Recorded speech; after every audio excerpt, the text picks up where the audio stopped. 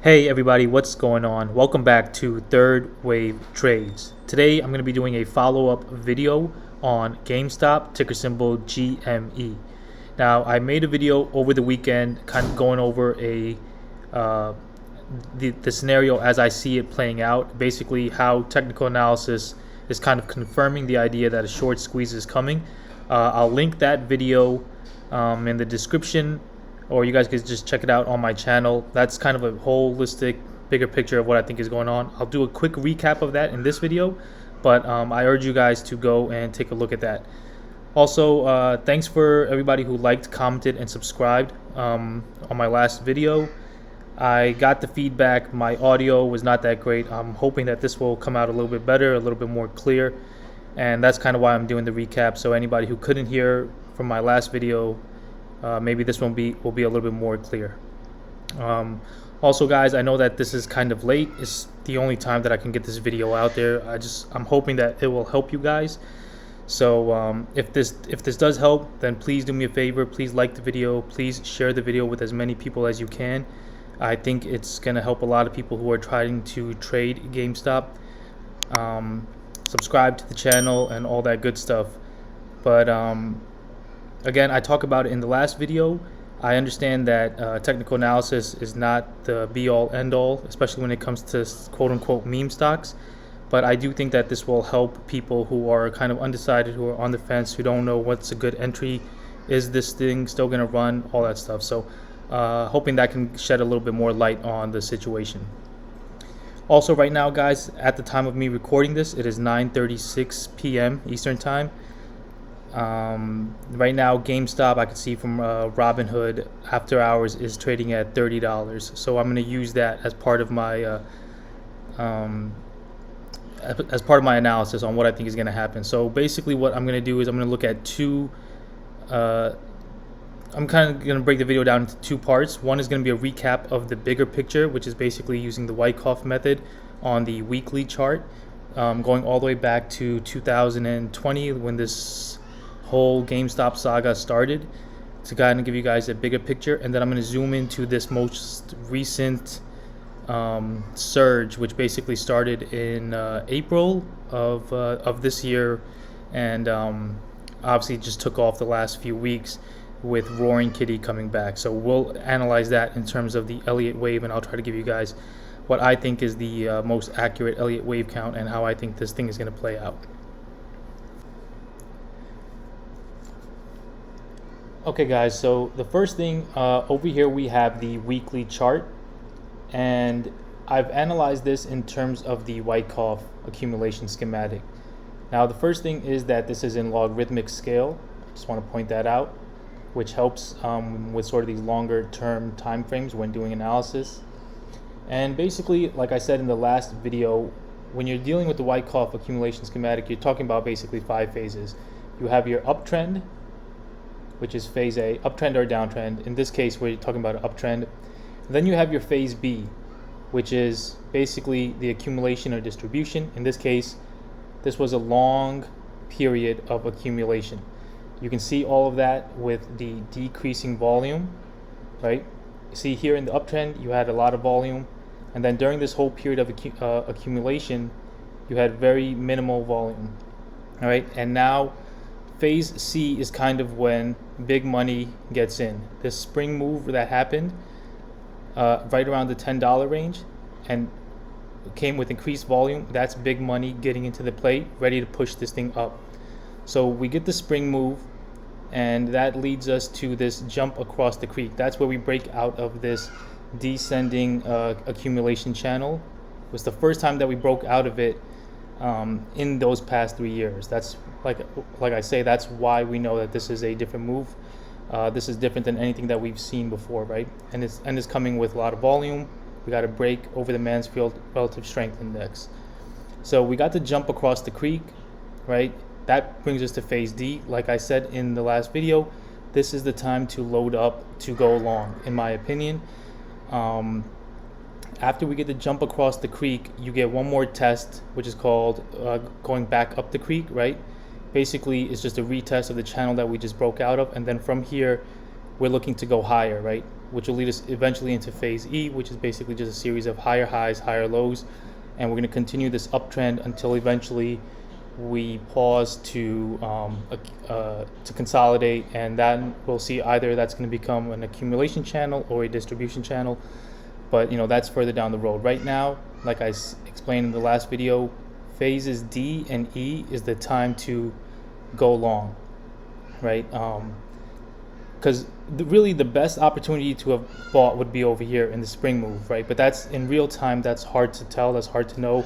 So that's where smart money gets their position in. Where big money, big hedge funds, big corporations, people who have a lot more money and insider knowledge and things like that, that's where they get in. For us retail traders, the best time to go long is once you see this break in phase D, after you get the jump across the creek, and then the retest going back up the creek, which becomes our last point of support. And now essentially we're looking to make higher highs and higher lows. All right, so that's basically the gist of the bigger picture, what I think is happening. Essentially, it's just this. We're moving higher, in my opinion, right? So I think GameStop is going higher. That's why I say I say that technical analysis is kind of confirming the short squeeze. And keep in mind, guys, the biggest moves come after long periods of consolidation. So this whole thing, this period of we're talking about 3 years worth of accumulation. So that is going to lead to a massive, massive move, in my opinion. And that's why I'm convinced that the short squeeze is going to happen. Obviously, you guys know the news, everything that happened. Even right now, I think the share offering has just been completed. So GameStop is sitting on $4 billion worth of cash right now that they can use to do acquisitions, mergers, anything, right? Ryan Cohen has a lot of options before him to transform the business, which I think plays into what the technicals are showing here. All right, guys, so now I have the 45-minute chart pulled up over here, kind of zoomed into basically where this rally started. And I switched over to a line graph because I feel like it's easier to see the waves using a line graph instead of a candle chart. So over here, like I mentioned in the last video, is our point of invalidation, right around the $10 mark. If at any time we cross below this, then this whole move and this whole analysis is invalidated. But as of right now, I don't think that is happening. This blue line over here, this is also another point of invalidation. We'll get to that in a second. So basically, this is the first wave move that we had all the way up here. This was on May 14th of this year, right? So we had this move up in 5 waves. We had 1, 2, 3, 4, and then 5, right? So that led to our first large wave. Then we had this correction over here, a 3-wave move and a WXY. Okay, so that was our correction for our second wave. So we've essentially started this third wave move now. So what is that going to be made up of? That's going to be made up of 5 waves itself. And each of those impulsive waves are going to be made up of 5 waves, etc. So when we started the third wave, over here we have a leading diagonal, 1, 2, 3, 4, 5, a leading expanding diagonal. And that created this first wave, the sub-wave of this third wave, right? And in my last video, I was telling you guys how I thought that the move that we were doing, we were going to finish by closing a gap. You can't see it over here in the line graph, but if I switch over to a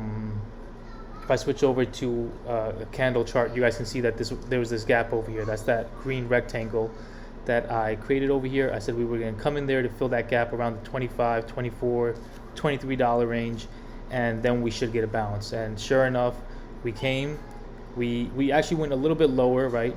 Creating this double bottom in that area is really just a bear trap, and that created this sub-second wave of our larger degree third wave, and now we're starting to move up. So this is what I think we're gonna get, right? We're gonna get another 1, 2. So essentially we have 1, 2.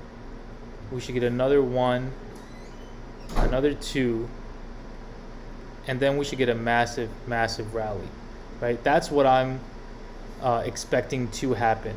There are other possibilities, and that is basically that we just go straight into this third wave move right away. That would be it wouldn't be as impulsive, meaning it wouldn't go as far, but it would happen a lot sooner. So I think that this move is going to be so big that we're actually setting up with a 1-2-1-2, which is basically just a longer setup for a much larger move in the long term. And by long term, I just mean maybe another couple weeks out.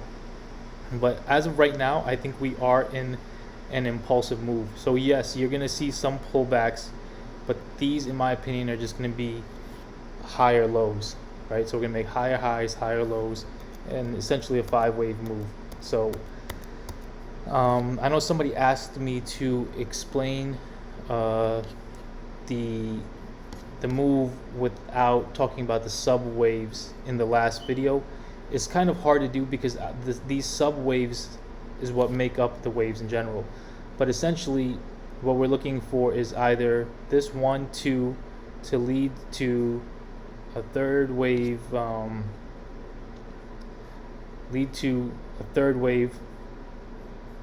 over here, right? So like you get a third wave, then you get this fourth wave, and then you get this fifth wave, and then that's gonna make up the third wave. Right, so once we get that, that would make up our third wave, right? Then you would get a fourth and another fifth. But this is the move that we're looking to do right now. The question is, in my mind, whether or not it's going to be a 1-2-1-2, or if it's just going to be a move straightforward, right? So, in other words, 1, 2, 3, 4, 5, or this is our 1, 2, 1, 2, 3, 4, 3, 4, 5. So it becomes a much more impulsive move if we have the 1-2-1-2 setup. I'm not going to go into exact projections of what I think can happen, but I will zoom in a little bit closer so we can go over this bounce that we got, and I'm going to switch back over to candles. So we had this whole correction right here, and we came in to fill that gap, and then we accumulated over here as well. I want to show you guys that. The same way we were looking at the Wyckoff accumulation schematic on the larger time frame, we could see the same thing basically played out over here. I use a mixture of Wyckoff and Elliott wave when I do my analysis. Sometimes corrections can get tricky in Elliott wave. That's where Wyckoff becomes really, really helpful. So over here, you guys can see we had a selling climax when we came in and touched the gap. Then after that, it was basically just accumulation before we were going to break out. Had an automatic rally, sign of strength, secondary test. Here was our spring move that we had early on in the day, and then we had that massive move up today.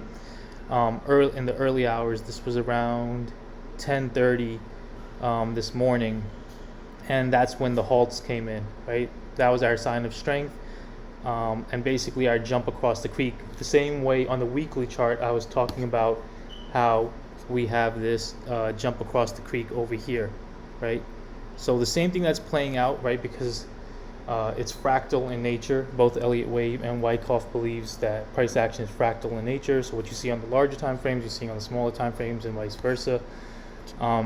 Just like we had this jump across the creek on the weekly chart, right? On the smaller time frame, you can see we jumped across the creek, came back, formed the last point of support, and then we've been going higher highs, higher lows, higher highs, higher lows. Same thing is what I think is going to happen on the weekly chart. All right, so now if we analyze this in terms of its wave count, all right, this is kind of like what I think is happening over here. All right, so this is the wave count as I see it from today's price action after we got the jump. So we have our first wave here, second wave, third wave, fourth wave, and I think we'll be getting a fifth wave, something like this tomorrow, and then we should see a small pullback before we continue higher again. So we'll keep an eye on that. Obviously, I don't know how you guys are trading this, if you guys are trading options, if you guys are just holding shares. I think if you're just buying and holding shares, you're in a great position right now, especially if you've been accumulating shares this entire time. I think you just sit back and just enjoy the ride. You could always add more to your position when you see more signs of strength. If you're trading this, like with options and things like that, just be careful. It's options can get pretty tricky. But if you see any sort of like divergence over here, we're making higher highs over here, but we're making lower highs on like with volume or on the RSI or things like that. Chances are there's going to be a pullback coming, but in my opinion, those pullbacks, again, if you're smart and strategic about it, you can use those pullbacks to time your entries for the next run up. All right, so that's really all I got. I'm sure there's a lot of stuff that I'm leaving out. You guys are giving me questions in the comments, and I'll try to accommodate those in the next video. I hope the audio is a lot better in this video. I'm trying to speak up as loud as I can. But I am pretty excited because so far everything I said in the last video, so far it's coming true. It went a little bit lower than I thought we would. I thought we would just come like right around to like at the lowest is 23, 28. We actually hit like 22. But again, that's just big money trying to get you to fold, trying to get you to sell so they can take your position. But otherwise, yeah, we played out exactly how we thought. The correction happened. We filled this gap. We got the bounce, and now we should be pushing higher. I will give you guys one price target. I can't tell you when I think we'll get there. Maybe next week. Time is the hardest part when it comes to Elliott wave analysis. But at the very least, and trust me, I think it's going a lot higher than that, than what I'm about to tell you guys. But at the very least, I expect a 1-to-1 move, right? So at the very least, I'm expecting us to get to either $72, 72 to 91, right? That would be a 1-to-1 move. If we go straight for the 1.618 move, which would take us to like 105, let's say roughly, then that would be a third wave. Then we would get a fourth wave pullback. But I'm looking for a move that's going to be somewhere within this range, from $72 to $90. That would be our 1-2-1-2, get another pullback, and then this is where I really would like to go long after this correction, this retracement happens, because then essentially we would be getting a very, very strong move up. So comments, questions, concerns, anything that you guys want to know about Elliott wave or particular what I think is happening with GameStop, let me know in the comments section down below. If you guys like the video, please give it a like. Please give it please share it with as many people as you can. Please subscribe to the channel. I'm trying to do as many of these as I can. It's I'm sorry that it's so late, but hopefully if you guys can see this and you guys can get it out, it'll help you guys. So thanks for watching, guys. I'll be back with more. Peace.